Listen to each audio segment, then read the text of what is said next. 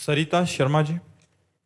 राधे राधे महाराज जी। गुरुदेव भगवान, आपके श्रीमुख से माता शबरी जी का चरित्र सुनने को मिला महाराज जी। माता शबरी जी के भाव निश्चल प्रेम, अटूट विश्वास और परम सरलता के प्रतीक हैं महाराज जी। वे भगवान श्री राम के प्रति समर्पण, धैर्य पूर्वक प्रतीक्षा, निष्काम नहीं, राम के प्रति नहीं, गुरु के प्रति। शबरी जी का अपने गुरु जी के प्रति था। गुरु जी के वाक्य थे कि बेटा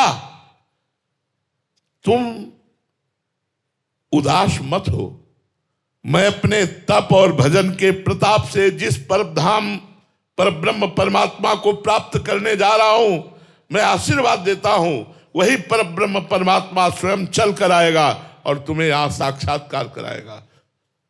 तो धन्य है शबरी मां जो अपने गुरु के वचन पर विश्वास करती रही। 1000 वर्ष तक रोज सोहनी लगाना, राम जी आएंगे। कभी निराश नहीं हुई कि कहीं गुरु जी ने मुझे फुसलाने के लिए तो नहीं बोल दिया था, इतना समय हो गया राम जी नहीं आए, इसका मतलब राम जी नहीं आए। नहीं, रोज गुरु जी ने कहा था राम जी आएंगे तो राम जी आएंगे। राम जी की निष्ठा नहीं, गुरु जी की निष्ठा ने राम जी को बुलाया और राम जी ने शबरी जी की स्तुति की। ये जो नवधा भक्ति है ये शबरी की स्तुति है। शबरी गुरुनिष्ठ महापुरुष थी, उसी के प्रताप से इष्ट का ये प्यार प्राप्त हुआ, गुरु निष्ठा से प्राप्त। ऐसी गुरु निष्ठा कैसे आए महाराज जी? भगवान से प्रार्थना करो, भगवान से प्रार्थना करो कि अपने गुरु को मैं परब्रह्म में स्थित देख पाऊं, परब्रह्म रूप देख पाऊं। गुरु को प्राय लोग मनुष्य ही मानते हैं, मनुष्य रूप ही देखते हैं।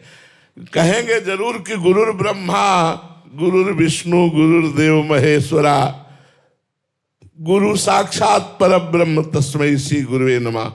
लेकिन परब्रह्म में निर्दोष दृष्टि होती है, अपने गुरु में दोष दृष्टि ना रहे और परब्रह्म बुद्धि रहे तो भगवान का मिलना दुर्लभ नहीं, गुरु कृपा ही केवलम। सब कुछ प्राप्त हो जाए अगर गुरु भगवान को परब्रह्म मान ले, भगवान का रूप मान ले। लेकिन बड़ा कठिन है, बड़ा कठिन है। हम मूर्ति में भगवान मान सकते लेकिन गुरु को साक्षात भगवान नहीं मान सकते। गुरु में भगवत बुद्धि हो जाए कुछ दुर्लभ नहीं है, कुछ दुर्लभ नहीं। लेकिन गुरु में भगवत बुद्धि होना बहुत कठिन है, ये हम कह रहे हैं। क्यों? क्योंकि मनुष्य जैसी चेष्टाएं करते हैं तो हमारी भगवत बुद्धि नहीं हो पाती। अगर गुरु में उनकी किसी चेष्टा में दोष दर्शन न हो और भगवत बुद्धि हो जाए, बस बेड़ा पार हो गया। फिर क्या है? सारा खेल तो गुरु कृपा से ही है। ध्यान मूलम गुरु मूर्ति, पूजा मूलम गुरु पदम, मंत्र मूलम गुरु वाक्यम, मोक्ष मूलम गुरु कृपा। मेरे गुरुदेव भगवान पर ब्रह्म है। लेकिन ऐसा नहीं होता, गुरु में दोष दृष्टि होती है। जहां गुरु में मनुष्य बुद्धि है, प्रसाद में अन्न बुद्धि है, चरणामृत में जल बुद्धि है, श्री विग्रह में पाषाण या धातु बुद्धि है, वो कभी भगवत प्राप्ति नहीं कर सकता।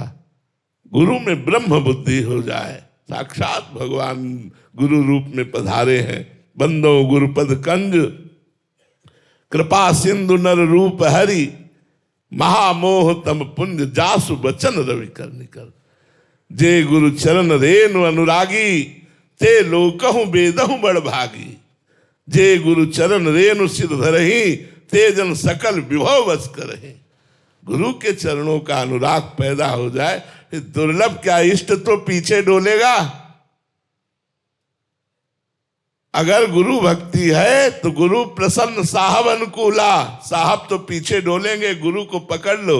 लेकिन लोग गुरु को छोड़ देते, साहब को पकड़ना चाहते तो साहब हाथ नहीं आते, साहब हाथ नहीं आते। गुरु सेवा तज करहि जिबान, यह अधर्म यह सभान, कान नरिस्कन में रहे।